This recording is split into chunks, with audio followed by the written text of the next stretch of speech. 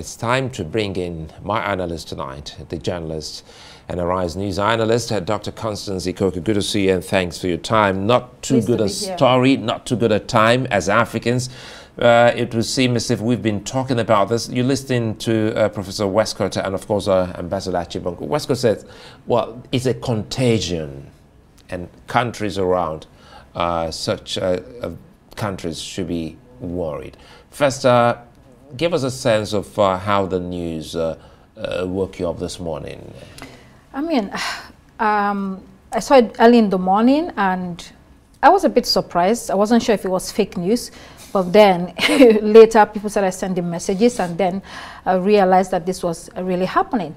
And so later in the afternoon, I began to reach out to people I know across Africa. I was speaking to people in Equatorial Guinea because this country is in the Central African region. Equatorial Guinea is part of Central Africa. There's Gabon, Equatorial Guinea, Congo, Cameroon, Chad, Central African Republic as well. I also spoke to someone in Gabon as well, you know, to get a feel of what was going on ground. So what we are seeing, or what I gathered, is that there are two major schools of thought, or two planks of views and opinions. There is one that belongs to the elites and government officials, and maybe some part of civil society, the well-off, and then there is one that belongs to the common man. And so you would see the African Union message, you know, statement on this. It talks about condemning the coup, and then it says they have to give priority to peaceful political avenues and a rapid return to democratic constitutional order, restoring democracy. But when you talk to the ordinary people, they're like, we're not feeling that way. So the AU or the government calls it a coup, the ordinary people call it a revolution. That's the way they are seeing it. And then I ask, why are you seeing this as a revolution? They said, because this is the only tool that we have to change a government that has been in power forever.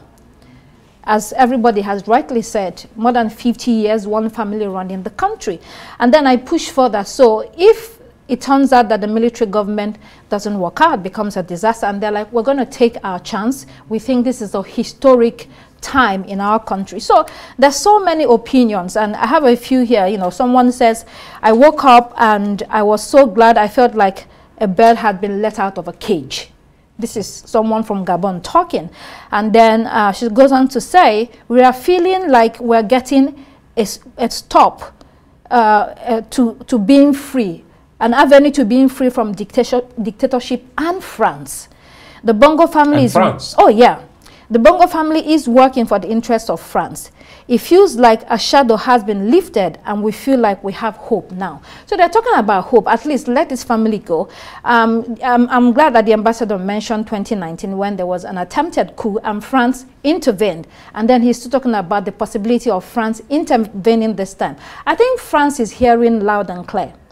They are aware of what is going on across their former colonies. And by the way, this Bongo belongs to that school of thought of France-Afrique, you know, a system and a philosophy that gives France, you know, the leeway to pillage and abuse, you know, the former colonies unchecked. And so people are not having it anymore. And so you have really, you know, different planks of opinion. So you have also the internet. I'm talking about the impact of the internet on this. People have access to information and communication has been democratized, so they're able to talk to one another, they're able to see and analyze for themselves. And France itself also, they've had a revolution, so they understand what is going on. They had their own revolution in the 1700s, and during that time, they abolished the monarchy, they pulled down the feudal system, and there was a dramatic change in the political landscape because they decided that political power, the way it's managed, has to be changed between the governed and those that are governing them. And ordinary Africans will tell you this is what is happening today in Africa. And if you say this looks like, as some of them have said, it looks like a revolution, and a revolution also against its former colonial power or masters, what else can Africa, you know, African leaders, because we talked about AU, isn't AU also aware of what this is about? If you were able to, as a journalist, glean from some of these people around in the country, and this is what they're saying, shouldn't the rest of the continent be also having a conversation as to what they can do to get a genuine democratic genuine democracy in these countries? You're correct. They should be having a conversation, but is that conversation going to be sincere?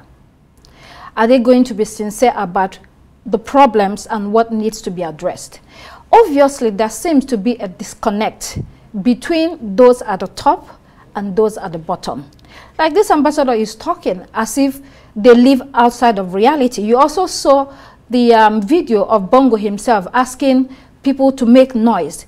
The man obviously is not aware of what is going on around him. He lives outside of reality. He lives in a bubble because he thinks that the people will go out there and fight for him, and that is not going to happen. So the African leaders, whether it's those in AU, not even leaders, people call them rulers this time around because they are ruling, and they are using the instruments of state as a tool to oppress people. In many states, not countries, not all countries, but this is, ongoing because there are commonalities. The drivers of this unrest are the same or similar. So you talk about social inequality, you talk about economic decline, sometimes not of the making of the leaders, but if you have nothing to offer, government is about solution. If you cannot solve problems, then give way. Don't ask for a third term. Ask for an extension of government when you're failed, you're underperforming, and you should definitely give chance to other people. So there is a conversation to be had. There is also a generational gap.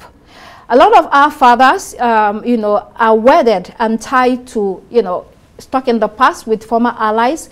Young Africans are not having that. A lot of these people have the internet. They've traveled abroad, they lived abroad, they see people abroad as, their counterparts and mates.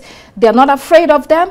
And so they're thinking, yes, we can definitely take our destinies into our hands. Why can we not do these same things in those countries in Africa? So that is what is going on. And lastly here, if this is about the elections and democracy, is it possible for the coup leaders to have a better transition? Because sometimes the same leaders, as we've seen on the continent, metamorphose into sit-tight leaders, and the whole euphoria goes again up in a bubble. Exactly, you're very correct. I asked that question because it happened in Zimbabwe when Mugabe fell. His vice president took over, and the man turned out to be the same thing. And I was asking people in Gabon, what if these military rulers turn out to be actually a problem, another set of problem? I hear that the leader of the coup is the president's cousin, so he's still in the family.